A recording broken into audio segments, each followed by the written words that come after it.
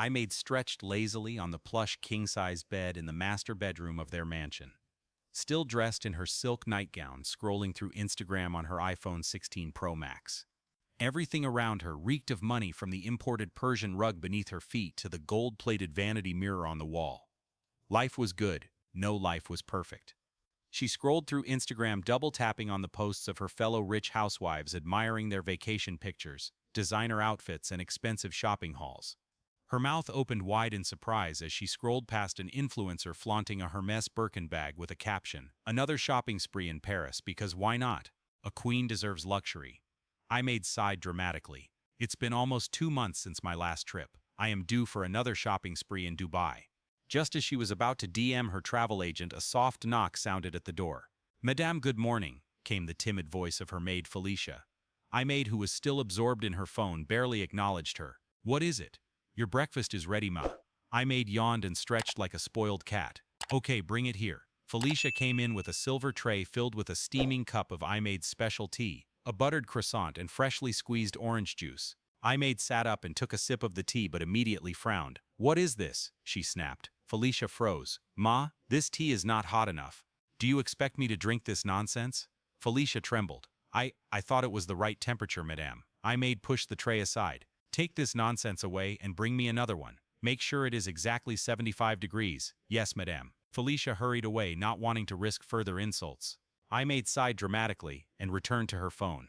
"These workers in this house are getting useless by the day. Abu must hire new staff." Her rich husband Abu was a young businessman who had built an empire from real estate and oil ventures. He had married I-Maid out of love, hoping she would grow into a responsible woman, but instead she turned into a full-time liability. A lazy wife who did nothing but shop, eat, and post on social media. Abu had tried. He had tried to set her up in business to encourage her to do something meaningful, but she refused, claiming she wasn't born to suffer. That evening Abu had just returned from work. As he stepped into their mansion, his eyes landed on the dozens of shopping bags scattered across the living room. He frowned. Not again. I-Maid was curled up on the couch, giggling at something on her phone. She didn't even look up when he entered. "I-Maid." His deep voice broke the silence. She looked up. "Welcome, darling." Abu slowly approached her, still looking at the insane amount of shopping bags. "Where is all this from?" She smiled. "Just some new arrivals. My stylist said I needed an upgrade." Abu shook his head. "I-Maid, do you even know how much you have spent this week?"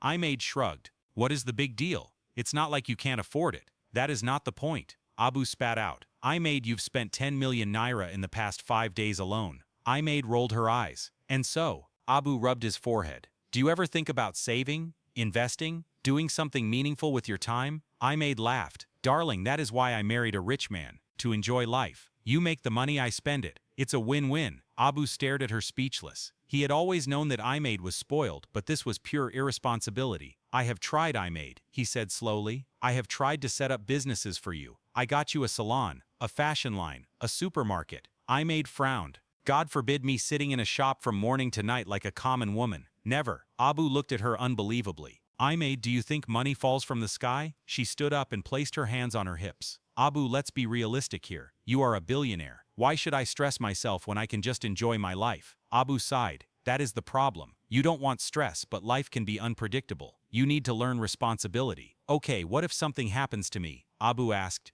I-Maid laughed coldly. "God forbid, my dear. Something happened to you? You that is richer than Dangote?" Abu's eyes darkened. He had never felt this level of disappointment before. How can a woman have no ambition or sense of responsibility? And worst of all, she refused to change. For the first time since they got married, Abu regretted his decision. He swallowed hard and stepped back, shaking his head slowly. "All right." I-Maid frowned. "All right, what?" He looked at her deep in the eyes. "I just pray you don't regret this." With that, he turned and walked away. I-Maid couldn't be bothered anyway. Abu was always talking about responsibility, but he still provided. She was living the dream, and nothing was going to change that. Little did she know that her perfect life was about to shatter. The day started like any other for I-Maid. She had slept until noon, wrapped in her silk sheets, while the house bustled around her. The scent of jollof rice and grilled chicken came from the kitchen, but she was in no rush to eat. Felicia, her maid, knocked timidly before stepping in. "Madam, your breakfast is ready." I-Maid stretched lazily. "Okay, just keep it in the dining room." Felicia hesitated. "Madam," I-Maid frowned. "What is it now?" Felicia fidgeted. "Madam, I just heard something on the radio about Abu, his car accident." I-Maid's heart skipped. "What nonsense are you saying?" Felicia swallowed hard. Madam Abu was in an accident on his way back from Lagos. His car, the ringing of Imade's phone cut her off. It was a strange number. Imade answered. Hello? A deep male voice spoke. Good day, ma'am. This is from Lagos University Teaching Hospital. We regret to inform you that your husband, Mr. Abu, was involved in a fatal accident. His remains are currently in our morgue. The phone slipped from her hands. Her heart pounded violently. Her husband was gone. No, no, no. Not. She let out a piercing scream. Soon the house was filled with mourners. Relatives, business associates, and friends all came to pay their respects. Imade sat in a daze, rocking her 2-year-old son absent-mindedly. She hadn't eaten in 2 days. She couldn't sleep. She couldn't breathe. She just wanted Abu back, but he never would. Then on the 4th day, reality punched her in the face. Her phone rang. It was another strange number. Hello, ma'am. This is Lagos University Teaching Hospital. We want to remind you that you must settle the outstanding hospital and morgue bills before you can proceed with any funeral arrangements. Imade's blood ran cold. Bills? Yes, ma'am. Your late husband's medical and morgue fees must be paid immediately. Imade was speechless. How much is it? 3.5 million naira. Her throat tightened. She had money in her account, but it was the money she had budgeted for her next online shopping spree. Is this how my life has changed? Without any option, she used part of it to clear off the hospital bills. Unfortunately, this was only the beginning. A week after Abu's death, Felicia and the rest of the household staff approached her. The nanny, the cook, the driver, and the gardener all stood before her looking nervous. Felicia spoke first. Madam, please, we need our salaries. Imade blinked. Did my husband not pay you? Felicia looked at the others before replying. No, ma. Aga said he would pay us after he returned from Lagos. Imade's stomach twisted. The reality hit her like a moving truck. This was the first time she was hearing about salaries. She had never been involved in such things. Tears burned behind her eyes. Please just be patient with me. I will sort it out. The staff nodded and agreed to wait. Imade thought of what to do. She needed money to sort out all the bills, and the money in her account was running out fast. She decided to check Abu's safe for any money or his cards, but unfortunately she found none. He had traveled with all his cards. She then decided to go to the bank to access his funds. The next day, Imade dressed elegantly, wearing a designer dress, diamond earrings, and high heels. She refused to look like she was suffering. At least not yet. She entered the bank and walked straight to the bank manager's office. The manager greeted her with sympathy. My condolences, Mrs. Abu. She nodded stiffly. Thank you. I came here because I need access to my husband's account. The manager hesitated. Madam, I'm afraid that wouldn't be possible. Her eyebrows furrowed. What do you mean? The manager sighed. Your husband took a loan from the bank, a very large one, so his funds are currently frozen until his debts are settled. Imade felt like collapsing. A loan? Yes, he was indebted to the bank. Imade shook her head violently. No, my husband was rich. He never told me about any loan. The manager looked at her with pity. Madam, I'm very sorry. She stood up abruptly. This was not happening. What was she supposed to do now? She had always thought Abu had everything covered, so she never asked questions. But now she was lost. Tears burned her eyes as she took out her phone and dialed her mother. The moment she heard her mother's voice, she broke down. Mama, Abu is gone and I don't know what to do. He took a loan from the bank and now we don't have anything. Mama, Abu are broke. Her mother was silent for a long time. Then in a low voice she said, These men are unpredictable. When your father died, he left me too with nothing. If I hadn't been working at the time, we would have starved. Imade froze. For the first time in her life, she realized that she was completely alone. Days later, another bank sent some representatives to Imade. One of them handed her an envelope. Madam, as per the agreement your husband signed, this property was used as collateral for the unpaid loan. The repayment is overdue and the bank is reclaiming ownership. Imade stared at him blankly. The words sounded like jargon, distance, and Millie in her ears. Collateral, she repeated dumbly. The man nodded and flipped through the documents. Your late husband used this mansion as security for the loan he took. Unfortunately, since there has been no repayment, we are left with no choice but to take possession of the property. You and your household must vacate this premises within 24 hours. Imade looked around her. The mansion, the place she had spent years lounging, hosting parties, shopping online, and doing nothing meaningful, was no longer hers. She held her chest, gasping as she stumbled backward. Before Felicia could rush to hold her, she had fainted. Moments later, Imade woke up on the living room couch. The room was filled with her domestic staff who were looking at her with concern and uncertainty. Felicia knelt beside her. Madam, are you okay? Imade tried to sit up, but her head was still pounding. What happened? "Madam, the bankers left after you fainted, but they meant what they said. We have until tomorrow morning to vacate." The words hit Aimee hard again. Tomorrow morning she was about to become homeless. The same staff who had catered to her every whim now looked pitifully at her as if she were a stranger begging for survival. She buried her face in her hands. What am I going to do? There was a long silence before her driver Musa cleared his throat. "Madam, the truth be say we no fit stay here again. The house go soon belong to another person."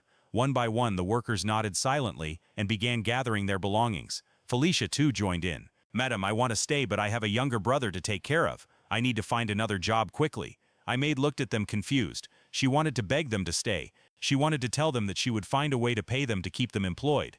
But she had no money and no house, so one by one they packed their bags and left. By night, the once lively mansion was empty. Only Aimee and her son remained. Her phone was silent. There were no calls or messages. The so-called friends who used to party with her and join her on extravagant shopping trips had all disappeared. She reached out to a few of them earlier that evening hoping for help, but they all had the same excuses. Not a single one offered help. Aimee let out a bitter laugh. So this was what life was like when you had nothing. She closed her eyes and thought of the one place she could go to. The next morning, Aimee gathered her valuables, her jewelry, designer clothes, and the little cash she had left. She hailed a taxi and instructed the driver to take her and her son to her mother's house in the outskirts of Abuja. When she arrived at the small bungalow, she hesitated before knocking. Her mother opened the door and froze in shock when she saw her. "Aimee?" At that moment, all the strength Aimee had left crumbled. She collapsed onto her knees, crying uncontrollably. Her mother knelt beside her and wrapped her arms around her daughter. "Shoo, my child." I know, but Aimee couldn't stop crying. She had fallen from grace. She was no longer the wealthy, pampered housewife of Abuja. She was now just another struggling widow, with a toddler to feed. The next morning, Aimee was woken up by a loud bang on the door. She blinked at the unfamiliar ceiling, then the reality hit her again. She wasn't in her mansion anymore. She was in her mother's small bungalow. She sat up slowly, feeling stiff from sleeping on the simple mattress. She came out and saw her mother standing holding out a broom and a mop to her. Aimee frowned. "What is that for?" Her mother looked at her sternly. "Aimee, this is not your Abuja mansion. You will clean this house, bathe your child, and find something to do with your life." Aimee put on a pitiful face. "Mother, you expect me to clean? I just lost my husband. I don't think I can." "And what do you think I lost when your father died? You think life will pause for you because you lost a husband? My dear, the earlier you wake up the better. Go and sweep the house now." Aimee had no choice but to swallow her pride and do as she was told. It took Aimee twice as long to finish the sweeping. She was exhausted and wanted nothing more than to collapse, but her mother wasn't done with her. "Go and bathe your son," she instructed, pointing towards the small bathroom. Aimee stared at her helplessly. "Felicia used to do that." Her mother looked irritated. "Well, Felicia is not here. Go and bathe your own child." Without arguing further, Aimee lifted her son and carried him into the bathroom. "If I don't adjust, who will take care of him?" She had no choice now. She had to learn. Later that evening, Aimee sat with her mother at the dining table, eating a simple meal of iba and okra soup. She barely had an appetite. For the first time in years, she was forced to eat basic food. No fancy steak, no exotic pasta, no imported champagne. She pushed her plate away and sighed. "Mother, I don't know what to do." Her mother looked at her seriously. "Then figure it out." "But I have no money." Her mother smiled. "But you have expensive clothes, jewelry, handbags, things that cost more than some people's life savings." Aimee stared at her mother in horror. "Mother, are you telling me to sell my things?"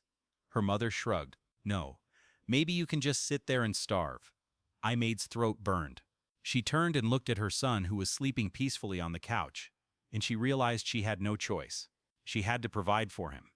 The next morning she called a reseller, arranged a meeting, and sold over 80% of her designer clothes, bags, and jewelry. The money she raised was nowhere near the wealth she once had, but it was enough to start up something. Now she needed a plan. Aimee researched businesses she could start with the little money she had. After much thought, she settled on selling groceries and raw foodstuff in a small rented shop. Her mother helped her find a decent shop in the market area, and within a week she had stocked up on bags of rice, beans, yams, vegetables, and cooking ingredients. On her first day, she sat behind the counter fidgeting nervously. She was so used to being served that the idea of being the one serving customers felt foreign and humiliating. A woman walked in and asked for a cup of Gary. Aimee nodded, then slowly scooped the Gary into a measuring cup. This was her first sale, but it was not going to be her last.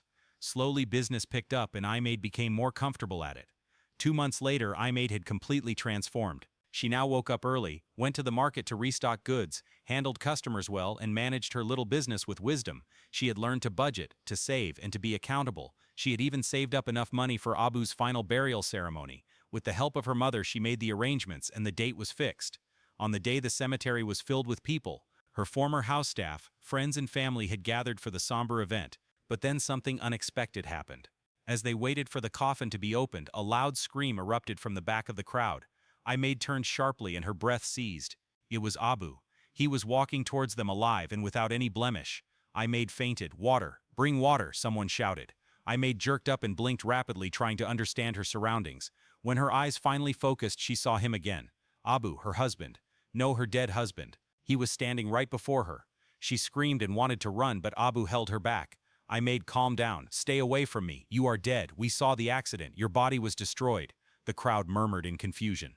Some of the former housemaids and staff exchanged terrified glances. "Is this a ghost?" someone whispered. Abu looked at her deeply. "Aimee, I'm not dead." Aimee's eyes widened in disbelief. This was not possible. It couldn't be possible. Her husband had died. The hospital had confirmed it. The bank had repossessed everything. She had been thrown out of her house and forced to struggle for survival. She had cried, suffered, fought for her life, and changed into a completely different person. And now, yeah, he was alive? No, it had to be a dream. Abu exhaled deeply. "Let's go somewhere private. I will explain everything." "No," Aimee backed away. "Explain everything right here in front of everyone. Because if I have suffered publicly, you will have to explain publicly." Abu hesitated, and then he told the truth. "Aimee, I faked my death." Aimee blinked. "You what?" "I had no other choice," Abu continued. "I had to teach you a lesson. For years I tried to make you reason, to make you responsible, to prepare you for life, but you never listened." Aimee's chest tightened. "Wait, what are you talking about?" Abu shook his head. "Aimee, I begged you. I offered to set you up with a business. I gave you opportunities, but you refused to work. You spent millions on shopping, but saved nothing. You treated life like it would always be smooth. But life is unpredictable. Aimee, and I needed you to understand that before it was too late." Aimee's legs trembled. "Oh wow, so you just disappeared. Do you have any idea what I went through? Do you have any idea how I suffered?" Abu nodded slowly. "I know exactly what you went through because I watched you." Her breath paused. "You what?" Abu took a deep breath. "I never really left Aimee. I stayed in the background. I had people keeping an eye on you." Aimee couldn't believe her ears. "Abu, you let me suffer? You let your son suffer? You let me hit rock bottom and believe I had lost everything?" Abu looked at her painfully. "Because you needed to understand. If I had told you it was a test, you would have ignored the lesson." Aimee's whole body trembled. She wanted to scream, to hit him, to demand why he put her through hell. But then she paused, because deep down she knew he was right. She needed the change. She needed to grow from being the entitled, lazy wife who believed in easy wealth. She needed to learn to hustle, to value money, to work hard, and to appreciate survival. Her anger and humiliation clashed with a painful realization. Abu held her hands. "Aimee, I didn't do this to hurt you. I did it to make you stronger. And now look at you. You survived. You fought and you came out better." Her heart softened because even she was proud of herself. She had thought she was weak and that she couldn't survive without luxury and comfort. But she had. She had survived and had become a woman of strength. Tears slipped down her cheeks. Abu wiped them away softly. "I'm back now. Aimee, and I want us to rebuild together." Aimee cried. "Abu, I don't know if I can ever forgive you for this." Abu nodded. "Take your time, but just know that I never stopped loving you." Aimee looked at him and smiled sadly. "Neither did I." The crowd erupted into cheers, and her mother, who was carrying her son, smiled proudly. A month later, after settling back in, Abu opened a massive shopping mall for Aimee, one of the biggest in the city. And this time around, she didn't waste the money. She hired good staff, managed accounts, and kept records. She had learned the value of money, and that luxury was meaningless without responsibility. She was now a businesswoman, a wife who contributed and not just spent.